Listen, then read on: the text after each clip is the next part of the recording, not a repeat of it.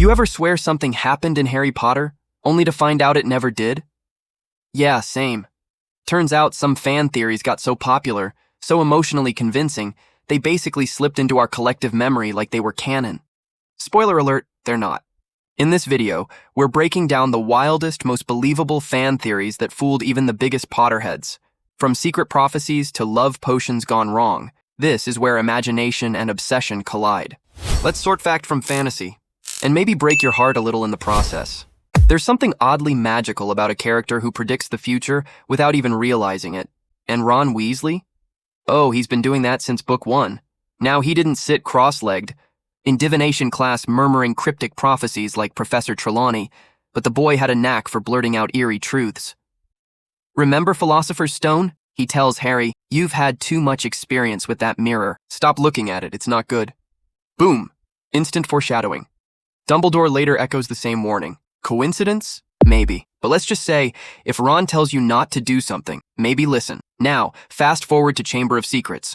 Ron throws out another gem, claiming Tom Riddle probably murdered Moaning Myrtle.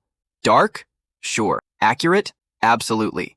And when he jokes that Riddle probably snitched to earn his Special Services Award, guess what? He did. Riddle falsely blamed Hagrid and got rewarded for it. At this point, it's hard to keep calling it coincidence. If Ron had said, "That rat's not really a rat," we might have saved a whole book's worth of betrayal. The man was basically running a one-boy spoiler alert system before Reddit was even a thing, but nothing, and I mean nothing, beats Goblet of Fire. Ron and Harry are half-assing their divination homework, making up stuff on the spot. Ron says, "You're going to suffer, but be happy about it," then casually tosses in a storyline. Fire, betrayal, something precious lost.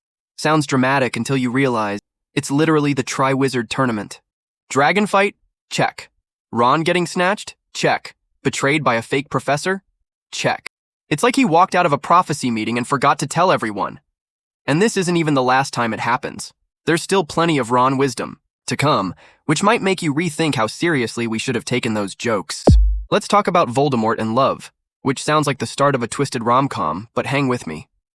There's this theory floating around that he who must not be named was incapable of love because he was conceived under a love potion. Sounds poetic, right? But also a bit lazy. If that logic held up, half the world would be incapable of love based on some questionable one-night decisions. The truth is darker and more grounded. Voldemort wasn't born broken. He was raised in an emotional vacuum. There's a difference. Love wasn't chemically erased. It was simply never introduced. Picture this: a baby born to a dying mother, abandoned by a father who didn't even stick around to fake a smile. Tom Riddle enters the world already unwanted and grows up in an orphanage that probably had the emotional warmth of a Dementor's hug. No bedtime stories, no affection, no "I'm proud of you." Just survival. So when Hogwarts comes along, it's no surprise he clings to power instead of connection. He doesn't avoid love because he can't feel, it's because he never learned to recognize it. Like someone who's never tasted sugar, he doesn't miss sweetness. And here's where Rowling flexes that narrative genius. Dumbledore says it best. "It is our choices, Harry, far more than our abilities, that show what we truly are." Voldemort had the potential, the capacity, but he chose power over people every single time. He saw love as weakness, a distraction, an obstacle to greatness. And that's what makes him tragic, not cursed. It also reminds us that emotional intelligence isn't a birthright. It's built. And when it's not, well, you get a guy who splits his soul into 7 pieces just to avoid a hug. Now here's a theory that hits harder the more you think about it. What if Snape didn't just dislike Neville because he was bad at potions or accidentally melted a few cauldrons? What if the resentment ran way deeper, like prophecy level deep? The idea goes like this. Neville could have been the chosen one, and if Voldemort had picked him instead of Harry, Lily Potter might have lived, which means, in some corner of Snape's bitter heart, Neville is a walking reminder of what could have been. Yikes.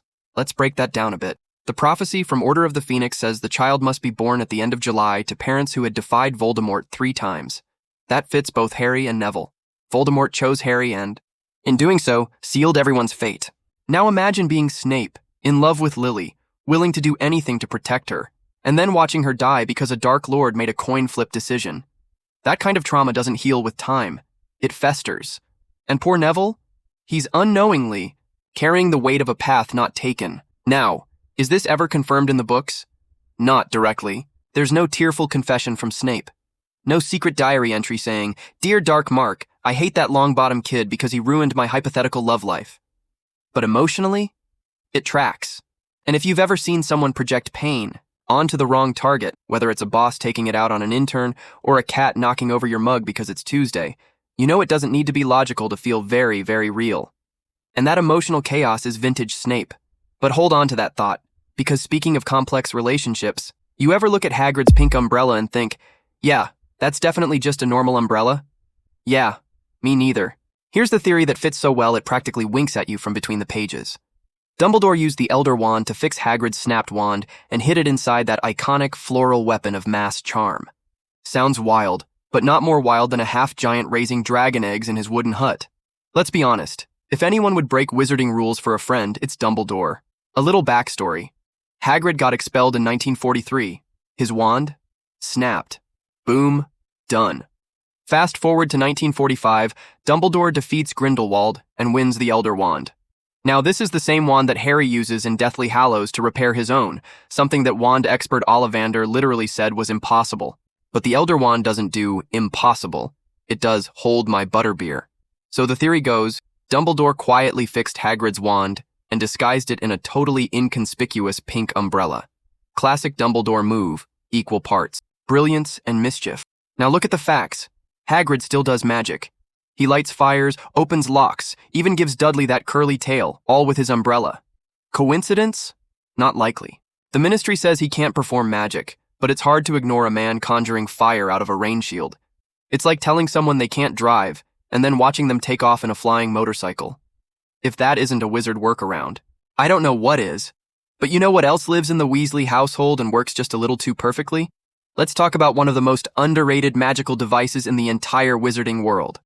The Weasley family clock. This thing doesn't tell time. It tells you where your loved ones are and whether they're in, mortal peril. Casual. The books describe it as one of a kind, which immediately makes people wonder, where the heck did it come from? Enter the theory. Arthur Weasley built it himself. And if you know anything about Arthur, it's that he loves Muggle tech the way Ron loves snacks. Think about it. Arthur's the guy who turned a Ford Anglia into a flying, invisibility-cloaked minivan. So yeah, modifying a Muggle clock to track the emotional state of 9 people? Not that far-fetched. Especially when you remember that Arthur wrote the rule against enchanting Muggle objects, then added a loophole that lets you get away with it as long as no Muggles see. It's almost like he was covering his own enchanted bases. That's either suspicious or genius. Probably both. And really, the clock feels like Arthur. It's messy, charming, kind of unpredictable, but weirdly accurate. When everyone's at home, the hands huddle together. When someone's in danger, it points straight to doom. It's basically a magical dad's version of Find My iPhone, only with way more emotional weight. You don't build something like that unless you're deeply, deeply invested in keeping your family safe, or you just really love bending magical laws for fun. Speaking of oddly familiar and emotionally tuned magical creatures, Crookshanks, the orange ball of sass and judgment we didn't know we needed. From the moment Hermione picks him out at the magical menagerie, he's got this vibe, like he's not just a cat, he's an old soul who's seen things. And then comes the theory that sends fans spiraling. What if Crookshanks originally belonged to the Potters? Sounds crazy, until you start piecing it together and realize, oh no, this actually kind of makes sense. Let's rewind. In Deathly Hallows, Harry finds a letter from his mom mentioning their cat. Just a throwaway line, right?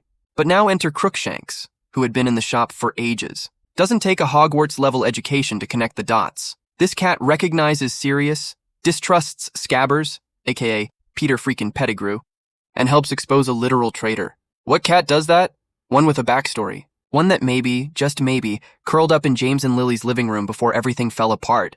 There's even a photo on Pottermore showing a ginger cat with the Potters. Coincidence? Maybe. But Crookshanks' immediate loyalty to Sirius and aggression towards Scabbers always felt a bit personal. Like he wasn't just picking sides. He remembered. Which adds a heartbreaking layer to every time he nudges Harry or gives Ron that judging side-eye. Maybe deep down, he's guarding what's left of the past. And if a cat can carry memory and meaning, what about a twin without his other half? Some theories don't just make you think, they punch you right in the feels. This one? It's a straight-up emotional ambush. The idea that George Weasley, after losing Fred, couldn't cast a Patronus anymore? Oof, it's not in the books, sure. But it doesn't have to be. It lives in the pauses, in the grief between the lines. Patronuses are fueled by happy memories, right? So, how do you summon light when your brightest spark is gone? Now remember, Fred and George weren't just brothers. They were soulmates in chaos, partners in crime, business, laughter. They spoke in sync, finished each other's sentences, and quite literally built a legacy on joy. So imagine losing that. Not just your twin, but half your identity. The one person who got your every joke, your rhythm, your silence. It's not hard to believe George's magic dimmed after that. How could it not? And while we don't get a scene of George failing to conjure a Patronus, the absence of it speaks volumes. We never see him cast one post-battle. Not once. Maybe it's intentional. Maybe it's just one of those gaps we're meant to fill with our own ache. The Patronus is a manifestation of inner joy, and if joy feels like betrayal to the memory of someone you've lost, yeah, maybe you stop trying. Maybe your silence is the spell. And if that doesn't hit you in the chest, wait until we talk about the bird who didn't make it home. Alright, buckle up, because this theory takes an emotional gut punch and wraps it in a twist of moral ambiguity. Picture this. Snape, the double agent we love to hate, or hate to love, takes out Hedwig during the Battle of the Seven Potters to protect Harry. Yep, that's the claim. According to this theory, he spots the real Harry because of the owl, flying loyally at his side, and makes the heartbreaking decision to eliminate the giveaway. It's brutal, noble, and, depending on how you feel about owls, potentially unforgivable. But let's clear the air with some facts. In the Deathly Hallows book, Hedwig isn't soaring heroically beside Harry. She's caged in the sidecar of Sirius's motorbike. No dramatic last stand, no protective swoop. Just chaos, a curse, and an explosion. Her death is described more like a tragic accident than a calculated strike. Honestly, it reads like a stray bullet in a battlefield. And that's important, because it removes intention. It takes the sting from murder to devastating loss. So where does the theory come from? The movie. In the film version, Hedwig's death is cinematically staged. She flies beside Harry and takes a hit like a feathery bodyguard. It's powerful, it's visual, it's misleading. And that's the dangerous beauty of adaptation. Sometimes what moves us emotionally isn't what's canonically true. But then again, when you're dealing with a story as layered and beloved as Harry Potter, separating emotion from fact is like trying to separate Fred from George. Or is it? Alright, let's hear it. How many of these theories did you think were real? Be honest. Were you convinced Ron had a crystal ball hidden in his trunk? Or maybe you're still holding on to that Crookshanks backstory with everything you've got? I get it. Some of these ideas just feel right. But now I want to know, which theory should be canon in your opinion, and which one totally broke your trust? Drop your thoughts in the comments. I read them all, and who knows, your take might end up in a part 2. Oh, and if you're ready to challenge everything you thought you knew about Harry Potter, click the video right here on your screen. 6 things you got wrong about Harry Potter. Go on, I dare you. Until the next video.